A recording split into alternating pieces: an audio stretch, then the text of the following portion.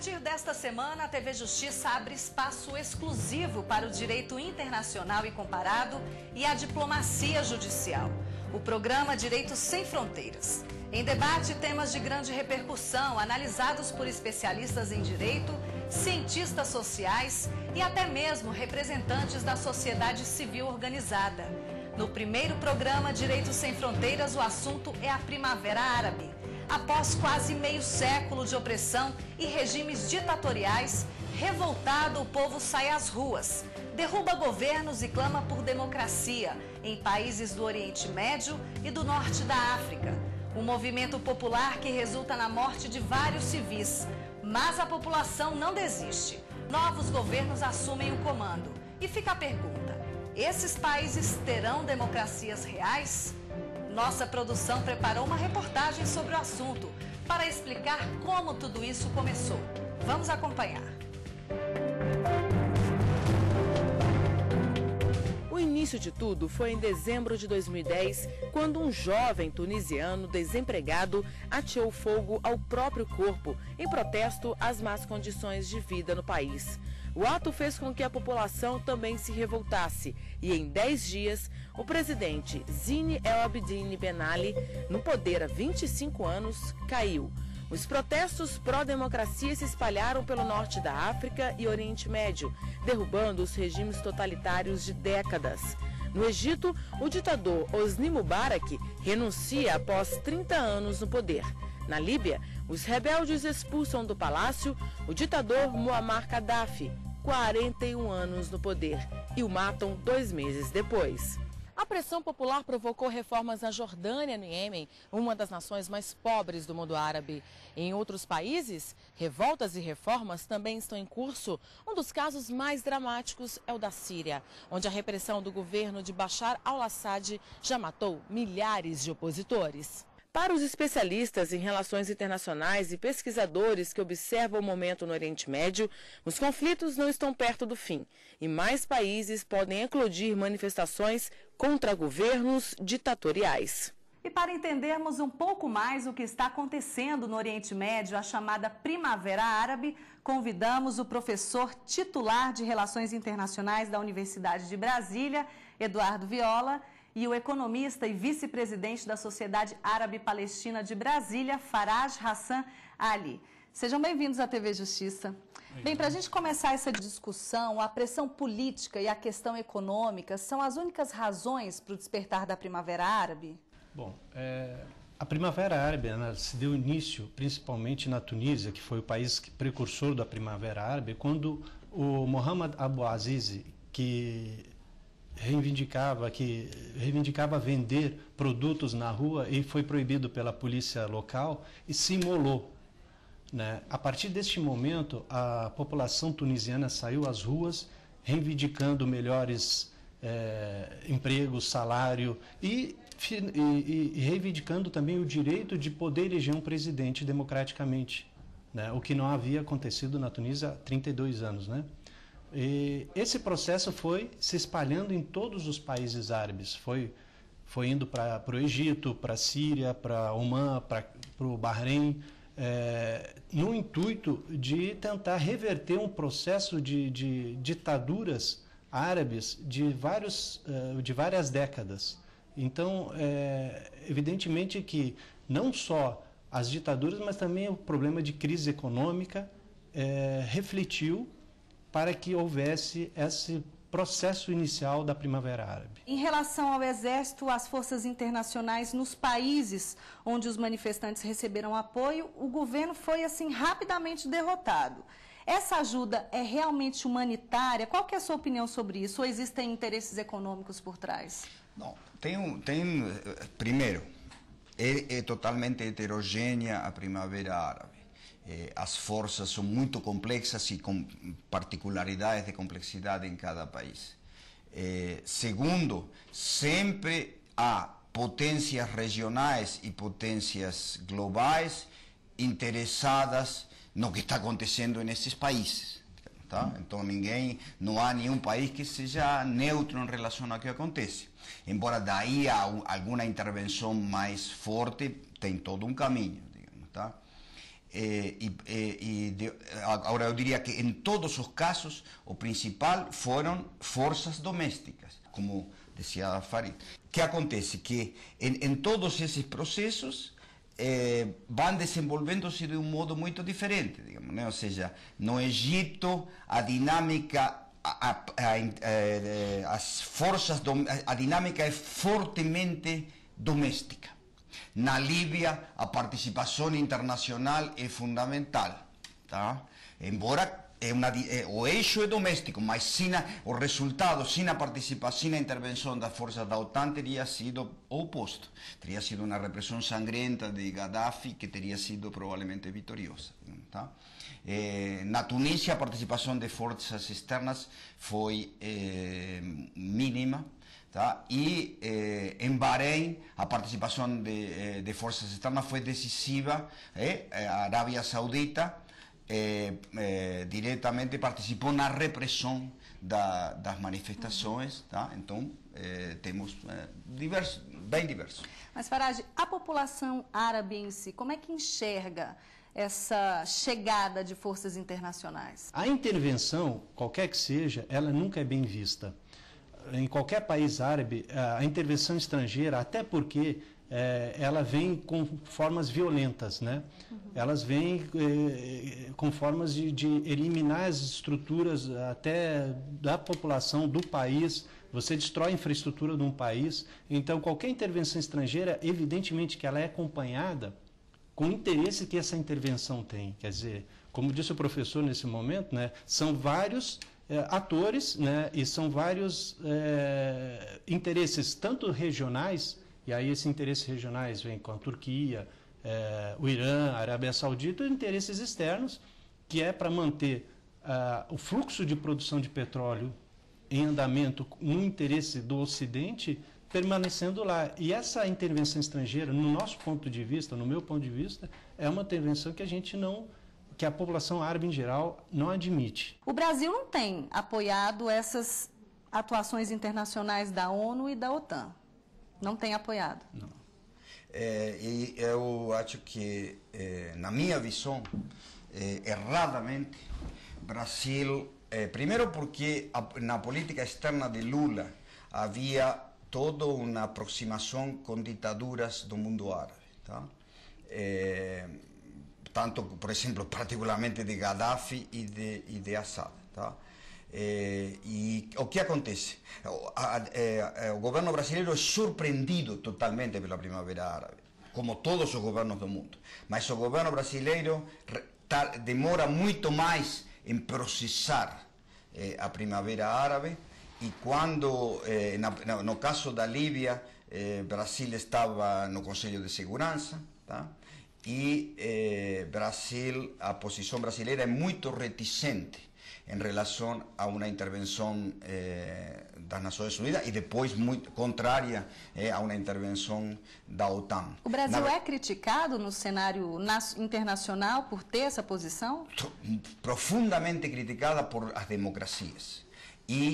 Mas é uma posição que é vista com simpatia pelos regimes autoritários com os quais a política externa brasileira está coincidindo nisso aí. Ou seja, os chineses e os russos acham ótimo que uma democracia vibrante como a brasileira esteja do lado deles nesse tipo de situações.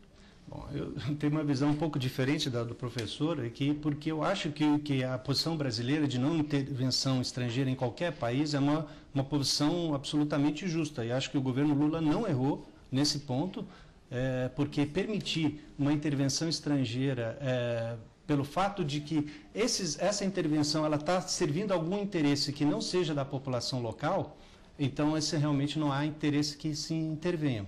Além do mais, nenhum país falou nada quando houve a intervenção da Arábia Saudita no Bahrein, no momento em que o Bahrein estava se movimentando para um processo democrático, de uma luta pacífica pela democracia no Bahrein, e houve uma intervenção estrangeira no país e o Ocidente se calou a isso, não permitindo que houvesse aqui. Agora, todos os países árabes e a maioria dos povos e as relações que tem o Brasil é a mesma relação que, por exemplo, a França O Gaddafi foi recebido pelo Sarkozy, o Gaddafi foi recebido pelo Berlusconi e foi recebido pela Casa Branca, pela Hillary Clinton. Então, a relação europeia ocidental com ditadores árabes é tranquila, mas a relação brasileira com qualquer outro país ditador autodeterminado é perigosa, é ruim. Quer dizer, essa fica a questão central da coisa. O ponto importante é o seguinte, o ponto é que no caso dos países ocidentais que tiveram essas relações promíscuas com as ditaduras, sabe? E apoiaram bastante em alguns casos, e o caso de Bahrein é impressionante, digamos, tá? O apoio à repressão saudita. Mas o que é interessante é que quando começam os movimentos populares, essas potências ocidentais abrem sua posição e vão mudando sua posição. E Brasil não mudou sua posição. Tá? Agora, esse é o ponto que eu quero. Agora, na questão da intervenção na Líbia e na Síria, partes fundamentais da sociedade pedem desesperadamente a intervenção para evitar repressões muito mais sangrentas. Todo mundo sabe que se Gaddafi tivesse entrado em Benghazi, né? E não entrou apenas por 2 ou 3 dias, tomado Benghazi, teria sido uma repressão assim, uma massacre terrível. E hoje a Líbia seria um cemitério. E não um país que está começando a transitar seu caminho democrático, que teve uma eleição livre e exemplar, por exemplo. Com certeza, nesse ponto eu concordo, até porque o Gaddafi ele beirava entre o cômico e o trágico, né? É uma figura excêntrica, né?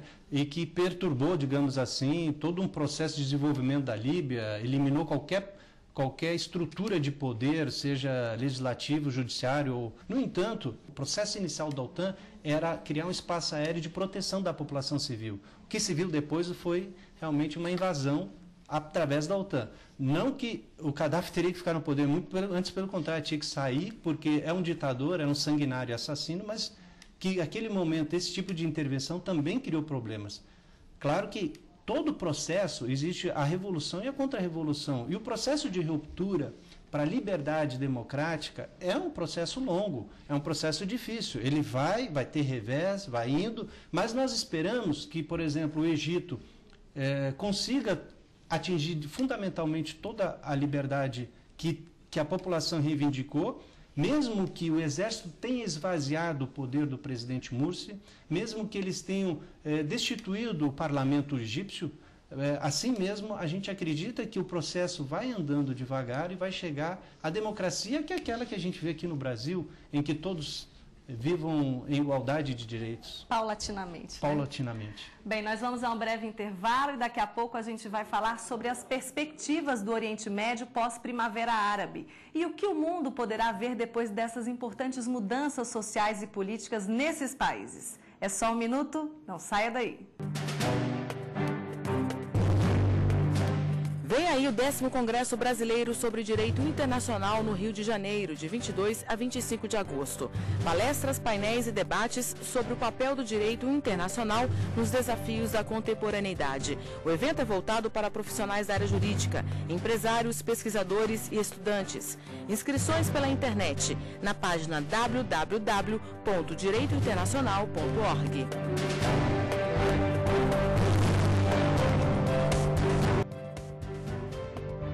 O Direito Sem Fronteiras está de volta. Aqui comigo estão o professor Eduardo Viola e Faraj Hassan, vice-presidente da Sociedade Árabe Palestina para Todos. O programa de hoje é sobre os conflitos no Oriente Médio, a chamada Primavera Árabe. Bom, Tunísia, Egito e Líbia já passaram pelo processo de eleição democrática. Quem está no poder agora são aqueles grupos islâmicos que por décadas foram reprimidos. Existe alguma chance dessa democracia não ser de fato uma democracia real, dessa nova liderança querer reprimir os seus opositores? Bom, eu acredito o seguinte, que o jogo democrático ele deve ser jogado, né? Se nos países como Tunísia e Egito a Irmandade Islâmica chegou ao poder, né, ela deve ser respeitada porque chegou de forma democrática. Se caso a Irmandade Islâmica não não atingir o que querem o povo da Líbia, o povo da Tunísia e o povo egípcio, evidentemente daqui a 4, 5 anos poderão trocá-los, né, como é o jogo democrático de fato. Eu acredito que a grande maioria da população árabe, e principalmente do norte da África, são seculares. O que houve foi problemas internos que acabou a participação sendo minguada da população egípcia na eleição, né? Mas que se tivesse realmente uma participação grande, poderia ter ganho a eleição os revolucionários, que chegaram em terceiro lugar com uma porcentagem muito pequena entre a Irmandade Islâmica, o partido do governo e o terceiro lugar, que teria sido o Partido Secular, que poderia ter chegado à vitória.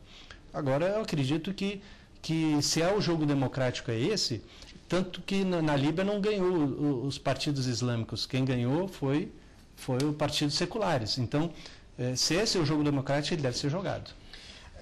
Eu tenho um enfoque um pouco diferente. Ou seja, nós estamos no início de uma transição. Para ter uma democracia, existem uma série de requisitos fundamentais, que as eleições livres é um deles, mas não é suficiente. Uma democracia tem como característica também o respeito das minorias por parte das maiorias, isto é uma questão fundamental, a liberdade de organização política, tá? E a liberdade de imprensa. Tá? Estes elementos são decisivos, o que se chama em ciência política procedural mínimo. Então, a partir daí você tem qualidades diferentes das democracias. Então, não está garantido ainda o procedural mínimo. Por isso que nós estamos numa transição. Tá?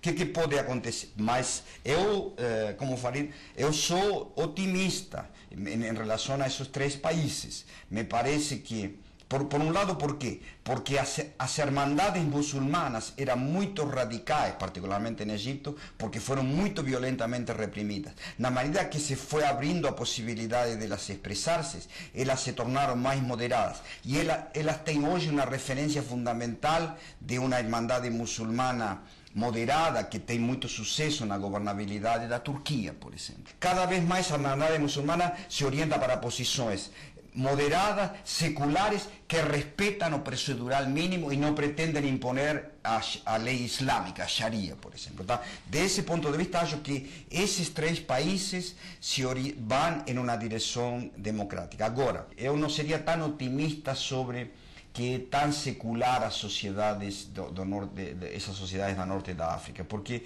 uma coisa é Cairo, Alexandria, Suez. Nesses lugares, realmente, aí foi a revolução. A revolução foi feita aí por 2 correntes, a corrente socialista e a corrente liberal. Mas eles são maioria nessas grandes cidades. Mas quando vem a eleição, conta todo o mundo rural, que é um mundo muito mais tradicional e menos orientado para a secularidade, mas ao mesmo tempo, pelas razões que falei anteriormente, os perigos de avançar na direção digamos, de um radicalismo islâmico, de impor a Sharia, de não respeitar as minorias, acho que estão diminuindo muito. Vamos enveredar essa discussão agora para 2 grupos que foram importantíssimos nesse processo democrático. O primeiro, os jovens, né?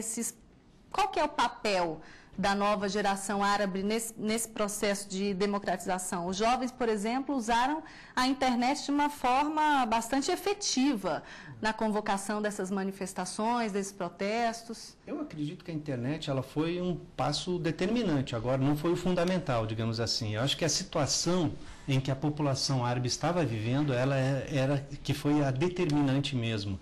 A grande maioria dos jovens sem perspectiva nenhuma de futuro, sem condições de ver o seu futuro na área social, política ou econômica mesmo, estavam passando por uma dificuldade muito grande. Eu acho que fundamental, além da mídia social que foi distribuída, os jovens tiveram um papel fundamental exatamente porque sua perspectiva de vida de futuro estava acabada, não havia uma perspectiva melhor para eles. Isso é muito importante no caso do Egito, onde havia nas cidades, Cairo, Alexandria e Suez, uma proporção muito alta de jovens com uma qualificação muito superior ao tipo de emprego que podiam conseguir, se conseguia. Então, esse é o tipo de situação de livro clássica para dar uma revolução. Você segmentos da sociedade que tem um tipo de expectativa sobre o lugar na sociedade que não se preenche em absoluto. Na Líbia, agora, dia 7, aconteceu a eleição da Assembleia Constituinte. 1,5 milhão de pessoas votaram. Desse universo, 45% são mulheres. Qual que é o papel da mulher nessa nova realidade? O caminho evidente da democracia é a participação efetiva das mulheres em todo o processo democrático. Então, sem dúvida nenhuma, se não tiver participação das mulheres, a democracia não existe. É o caminho que eu acho que deve ser seguido. A liberdade, e eu acho que até os próprios países, até a própria Irmandade Islâmica está entendendo isso muito bem, né? Está tentando, como eu falei, sendo pragmática nisso, está abrindo espaço para as mulheres participarem. Isso é fundamental. Mas nós também temos que entender uma coisa que é importante, além de todo o processo de dificuldade cultural, histórica em que a mulher passou, que também o processo da Primavera Árabe, vindo de fora, se a gente quiser analisar, por exemplo, que ainda o Ocidente ele tem uma influência violenta lá, tão grande que não deixa de... que todo o projeto econômico das grandes potências econômicas estão hoje no Oriente Médio em função da riqueza mineral, né? Que é o petróleo. Então, há uma perspectiva de que, se o Ocidente quiser de fato participar, colocando os países árabes em democracia, ele deve participar isso a partir dos países do Golfo, que são monarquias absolutistas retrógradas e que estão no poder e que violentam, inclusive, os direitos das mulheres, como a Arábia Saudita, um país que violenta de forma absurda a mulher que não dirige, não participa em nada, não tem nem identidade. Não é possível o Ocidente apoiar esse tipo de governo no interesse econômico de estar explorando, tirando o petróleo da Arábia Saudita para manter um governo que é um governo semifeudal. Localizada no sudoeste da Ásia, a Arábia Saudita é uma monarquia absoluta, governada pelo rei Abdullah, no poder desde 2005. Ele é chefe de Estado e do governo. O país não tem constituição e nem partido político. A lei máxima é a Sharia, o livro sagrado do islamismo, que é a religião oficial do país. Por isso, todo cidadão saudita tem que ser muçulmano. Na economia, o país se destaca por ser o maior produtor de petróleo do mundo e tem como principal parceiro comercial os Estados Unidos.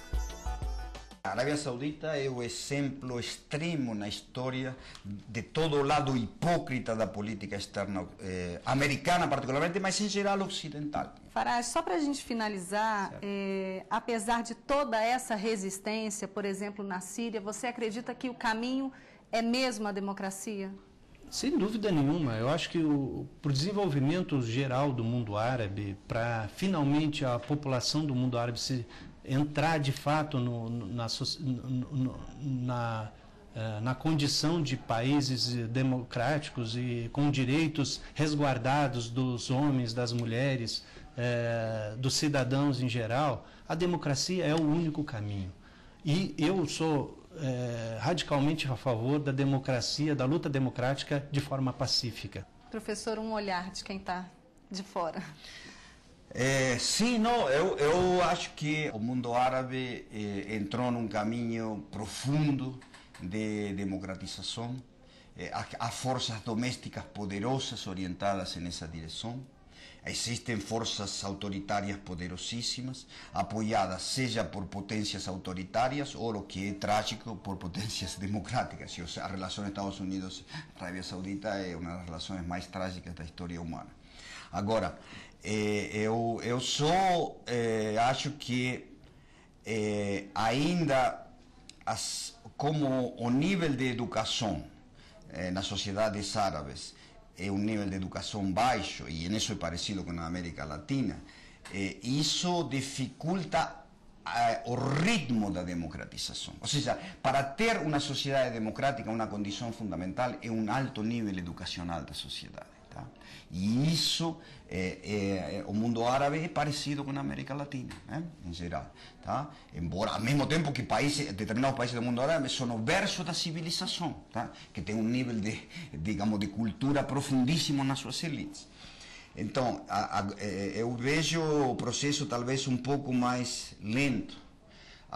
E em Síria, em particular, eu acho que as possibilidades da democracia em curto e médio prazo são baixas, porque hoje o que começou como uma luta democrática foi por estratégia inteligente, no sentido negativo do governo Assad, da ditadura, se transformou numa luta brutal, interétnica e interreligiosa. Então o que acontece? Você não tem as condições da negociação, não é de uma paz e que possa levar a uma transição democrática. Você tem todas as condições para uma longa guerra civil. Trágico. Ok. O Direito Sem Fronteiras fica por aqui. A partir de agora, você sabe, o debate sobre o tema de repercussão internacional tem espaço exclusivo na TV Justiça. Hoje nós falamos sobre a Primavera Árabe e as mudanças promovidas no regime político de vários países do Oriente Médio e do Norte da África. Obrigada a você que nos acompanhou nessa primeira edição do Direito Sem Fronteiras. A gente se encontra na próxima semana. Até lá!